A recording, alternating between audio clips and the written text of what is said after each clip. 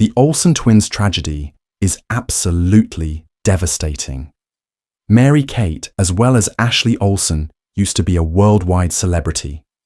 They could walk and make millions of dollars, become well-known through Full Home and a flourishing media conglomerate. However, the fame was the result of a lifetime of anguish, pressure, and perfectionism. From battling eating disorders and intrusive media attention to managing a fractured home and a lot of public. Nevertheless, the tale of the Olsen twins is one of lost childhood and constructed adulthood in order to survive. Now almost totally withdrawn from the spotlight, their silence speaks louder than words, early life and a career in acting. Many children have dreams regarding acting or being well known. However, Ashley Olsen and Mary-Kate didn't even have time to develop a fantasy prior to it truly took place. They were only 6 months old at the time of their casting in the Full House pilot, and after 9 months, they were already at work, switching between and out of situations in order to accommodate the toddler labor laws prior to their utterance. Sherman is where the Olsen twins were born. David Olsen in Oaks, Los Angeles, and Jarnett. Ashley showed up 2 minutes early. Mary-Kate, her sister, making her the elder of the two.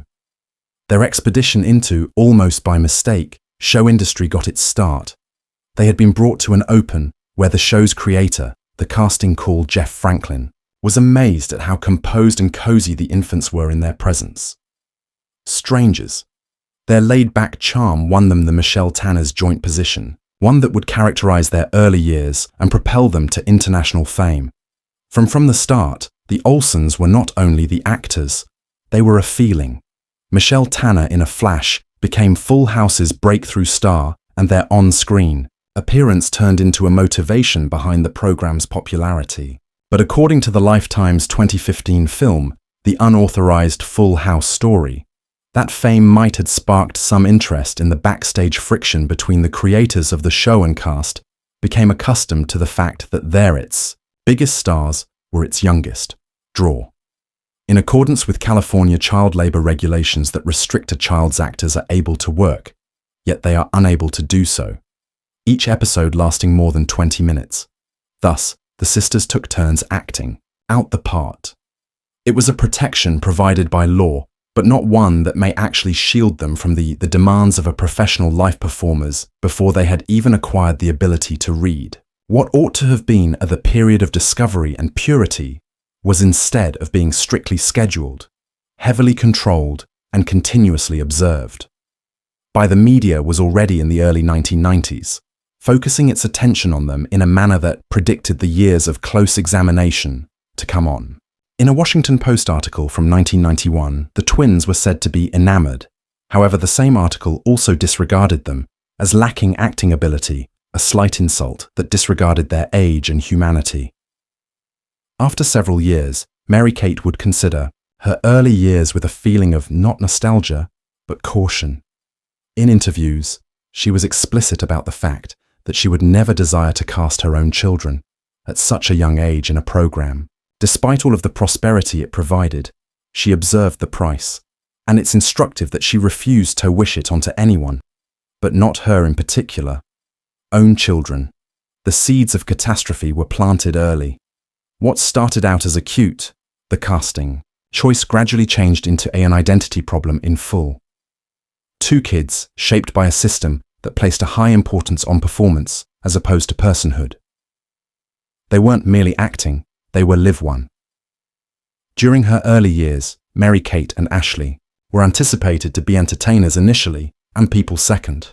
The sad thing is that nobody appeared to halt around them and find out how much that might cost. Parents, separation. Nearly 9 years later, the show concluded. When that happened, the twins' lives underwent their first significant turn. They weren't just changing from a popular television show, but their Jarnett and Dave Olsen, parents, who had additionally been overseeing their expanding corporate empire, declared their separation early in 1996. The timing felt unsettling, as the females were moving away from their responsibilities in childhood, and their actual home life was slowly coming apart. A few tabloids attributed the breakup on the tension of the twins' multi-million-dollar management brand. However, the truth was less dramatic and more terribly and personally typical. Dave had begun to glimpse Mackenzie, a woman who had collaborated with him prior to his departure from the mortgage sector. He wed her within a month, following the divorce's public disclosure. The velocity made news because of the remarriage, but the emotional fallout was more subtly revealing. According to reports, Ashley did not attend the wedding in order to be with their mother, but Mary-Kate went to the function. That, in this instance, two sisters divided between two parents represented the expanding split in their hitherto closely controlled world. Dave maintained that everything went smoothly and the girls' well-being, while Janet remained silent. However, that the twins were still there and fissures were visible. Only children were forced to manage both a broken family and an unrelenting profession. Despite the confusion that surrounds them, Mary-Kate subsequently told Entertainment every week they made an effort to maintain typical kid activities. They proceeded to school, engaged in play with their pals, and had sleepovers just like other kids. And to the credit of their parents, the twins go to an ordinary school. Campbell Studio City's Hall Episcopal is a private organization renowned for promoting inventiveness and self-actualization. However, the reality was their normal was always a relative concept. Even their recollections of high school were molded by labor commitments. One notable instance was when they were unable to attend their senior prom due to Saturday Night Live was being hosted by them. The same evening, they did not attend the prom completely, opting instead to advertise their movie, New York Minute. It was one more reminder, no matter how difficult, despite their best efforts, childhood always came second to the work. This phase in their life, one, characterized by overwork, divorce, and a last-ditch attempt to keep things normal, was an additional component of a bigger design. That the twins were always adjusting to a world that was more similar professionals as opposed to kids. Additionally, even if they seldom ever discussed the emotional, the weight of everything, the expense at the time would become more apparent as they expanded, older. After Full House, Life, The Olsen, the twins' careers continued to progress following. Their parents' divorce, their house came to an end. In fact, they accelerated. A few years after their parents' deaths, the girls were busier after their divorce than never. Both of them appeared as guests on a Seventh Heaven episode from 2000, portraying Sue, a rebellious character as well as Carol Murphy. The following year, they starred in two recently released series, So Little Fox's live-action sitcom Time Family, and Mary-Kate and Ashley in a Saturday morning animation called Action ABC. Neither program lasted more than one season, but they continued to grow their empire. Mary-Kate even got a Daytime Emmy nomination because to her performance. An additional milestone reached before the majority of children obtain a permit for learners. At the time, they had almost unrivaled reach. From toys to television, the Olsen twins were all over. Ashley and Mary-Kate also operated a fan club until 2000 called Mary Ashley's and Kate's Fun Club. Supporters paid to join to get exclusive things like images, posters, and a magazine titled Our Fun Zine, and a collectibles catalogue. Additionally, members received modest surprise gifts, such as song lyrics or keychains, as well as an autograph and membership card images. The club was extremely prosperous, given a promotion at the start of their films and intricately interwoven with the expanding machine of their brand by the Mary-Kate in the late 1990s and early 2000s, and Ashley were more than simply actors. They were a complete way of life. Their brands were present on clothing, footwear, video games, CDs, books, makeup and purses, and even CD players and phones. Mattel created the twins' fashion dolls between 2000 and 2005, in addition to clothing and accessories to accompany them. Their expressions remained a constant in the lives of international preteens. However, underneath, the glitz and advertising were anything more disturbing. There was never a tidy exit, never a true breakaway from the limelight. Each year brought more lines of products, more photographs, more press. When they were 13 years old, the twins were more than just famous people. They were CEOs. Additionally, as their empire delivered millions, but it also took the one something they were unable to repurchase: their time, their seclusion, and their perception of self. What appeared to be a dream job was actually a corporate apparatus, motivated by deadlines, financial gain, and public anticipations, while they were selling the ideal of a carefree, enjoyable adolescent, their own lives, which were more organized and alone than before. Their career didn't take a pause. From earlier times, it was an escalation, that their failure was not tragic. It was in their accomplishments without autonomy, their visibility without confidentiality, and the gradual decline in their capacity to survive outside of their own brand. Mixing business-related college years, most teens commemorate turning 18 with a rite of passage or a party. Mary Ashley Olsen and Kate marked theirs by assuming control of a company. In 2004, only, by the time the twins became adults, became Jewelstar's co-presidents. Entertainment Group, the business that had made their youth a commodity and made them a brand worth billions of dollars. For the first time, however, they had authority over it. Assuming complete responsibility, the twins took control of Jewelstar, aimed at an elderly clientele, growing beyond the content intended for minors and products to introduce teen-focused goods such as fragrances, home decor, as well as stylish accessories. Under their direction, the company swiftly developed into a worldwide business that sells its goods in about 5,300 locations in the US and over 3,000 places all across the world. Their impact stretched far out from the screen, and they got a spot because of their business savvy, beginning on Forbes Celebrity 100 list 2002. They were ranked by 2007 as the 11th wealthiest women overall, with a net worth in entertainment $100 million, roughly. Following completing the prestigious Campbell Hall Los Angeles School, the Olsens intended to keep juggling business as well as instruction. Both of them were accepted into the Gallatin School at NYU Customized Study, an initiative that would enable them to create customized curricula while still operating Jewelr. It was supposed to be the best of both worlds, an opportunity to construct customized educational pathways while still supervising Jewelstar's daily activities. They leased a luxury penthouse in Manhattan and rental office space nearby. From the outside, it looked fantastic. Two young women on the edge of maturity, pursuing higher education while managing a worldwide business. However, things didn't work out as expected. They unraveled fast, though they technically enrolled. Mary Kate, as well as Ashley, never seemed to fit in at college. Life. Both had, by their sophomore years, silently dropped out. As the official, the justification was that they wished to concentrate on Jewelstars. A number of additional, there appeared to be a factor involved: the severe strain, the invasion of privacy, and how impossible it is to live like regular pupils all have a role to play. How adaptable Gallatins, they had independence thanks to a self-directed curriculum, but minimal scholarly organization. A few thought that they were never completely determined to complete their education in the first position. According to interviews, Mary Kate suggested how hard it was to locate equilibrium. College had provided an opportunity of a life they had never experienced, not curated, unplanned, unrestricted.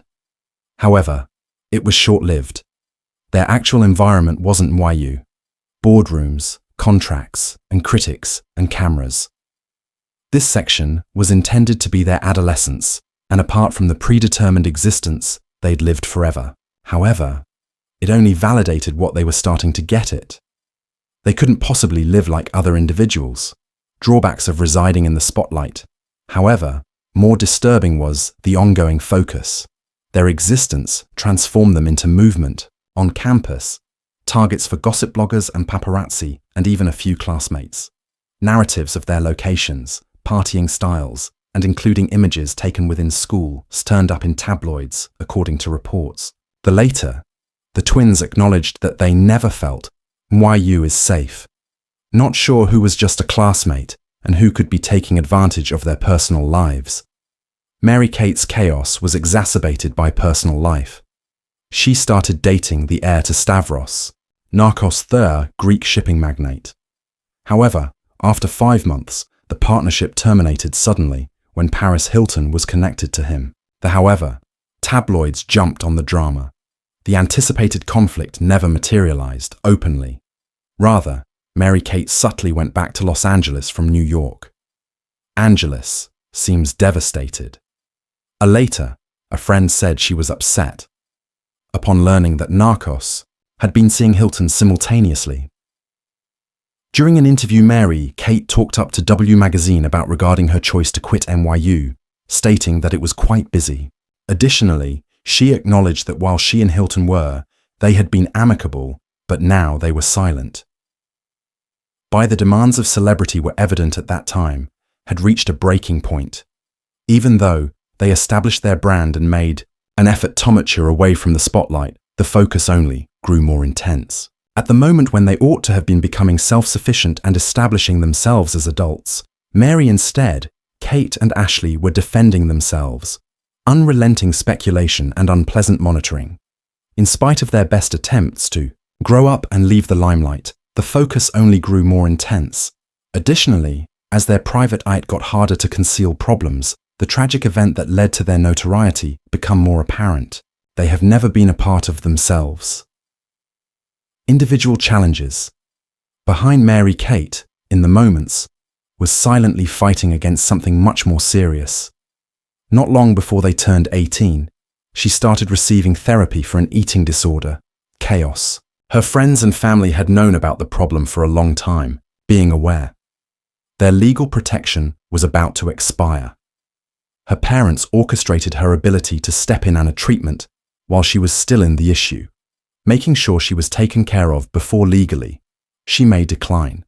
Mary-Kate's spokesperson at the moment, Michael Pignata, made a declaration in public, claiming that she had chosen the challenge to confront. However, instead of encountering, the story was drenched with compassion. Throughout tabloids, it became more devastating when another health. 3 years later, she faced a challenge. She had issues with their kidneys. The examination didn't stop there. Ashley also discovered herself to the whims of the media. She filed a lawsuit against the national $40 million Inquirer over a picture and a headline that made a deceptive impression. She had fainted from the drugs. Although the settlement specifics weren't revealed, the tabloid eventually released an apology and retraction, uncommon concession in a time when on controversies involving celebrities. Even their classmates participated in the abuse.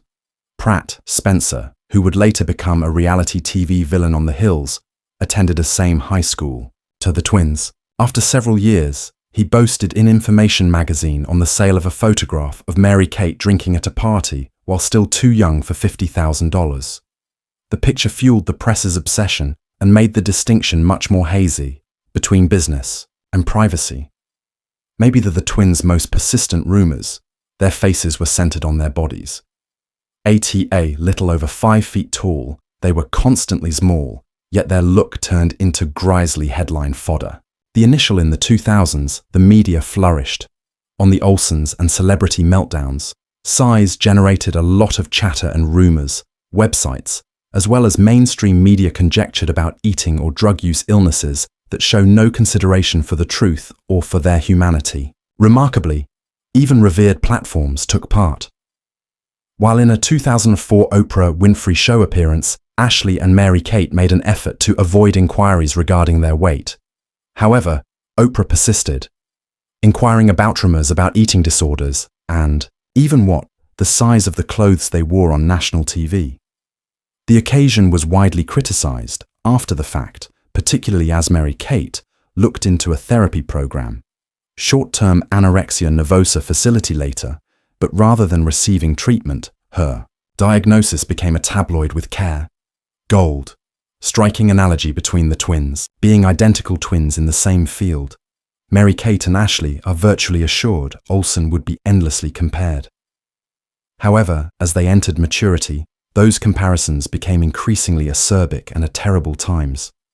Mary-Kate was confronted, with private difficulties in the spotlight, frequently took the brunt of the tabloid examination, but Ashley was portrayed as the better counterpart. In 2007, Maxim Ashley alone was ranked by the magazine without her sister on its yearly ranking of the Hot 100, putting her at number 37. The subsequent, she fell to 47 with Mary-Kate in the same year, still noticeably missing. Around that, Ashley got a solo magazine at the same time. Harper's Bazaar is one of the covers in, while Mary-Kate's name was in July 2005, more frequently included in headlines about recovery. Ashley worked as a fashion designer's intern. Mary-Kate, Zach Posen, was recuperating. This was heavily covered by the media. Contrast, but the sisters' actual stayed close, even opting to live separated for the first time. A shift that didn't indicate a breakup despite the media's best efforts to suggest otherwise. A career in fashion. Following years of being clothed, adorned, and marketed as a product, Ashley Olsen and Mary-Kate eventually located a setting in which they may express themselves and go into hiding. The world was style. It started out innocently enough. A clothing line available at Walmart stores across the United States, serving females aged 4 to 14. In addition to this line, they unveiled a cosmetics line called Ashley and Mary-Kate. Genuine style for genuine girls targeted at younger customers. On the exterior, it appeared to be another play with branding. For the Olsen, however, it was the start of something more private, a location where they had artistic authority. As they grew older, Mary, Ashley, and Kate changed their attention more to the fashion industry with seriousness. They became the impetus for a number of fashion endeavors, such as the luxury label, The Row, in addition to modern companies such as Olsen, Elizabeth and James Boy, and the e-commerce website Mint Style. The Row first appeared in 2005 as a side endeavor when Ashley pushed herself to create the ideal shirt. The prototype was tested by her on women of various ages and body shapes, searching for something, not flash. Classic and unbranded, the reverse of all that they had become as children. As their designs evolved, their disassociation with Hollywood. Mary-Kate as well as Ashley had lost interest in being interviewed or photographed. They seen in public infrequently, frequently obscured by large silhouettes and gloomy colors, fashion, choices that looked, it's more like armor than trends. Elizabeth and James, Style, and the Row Olsen Boy, Mint. These weren't merely fashion lines. They served as a means of regulate how they were viewed or not seen, not at all. During interviews, they frequently spoke regarding their passion for handicrafts, regarding cloth, cut, and design, but infrequently regarding themselves. As if fashion had developed into a tongue they could use without needing to describe their history.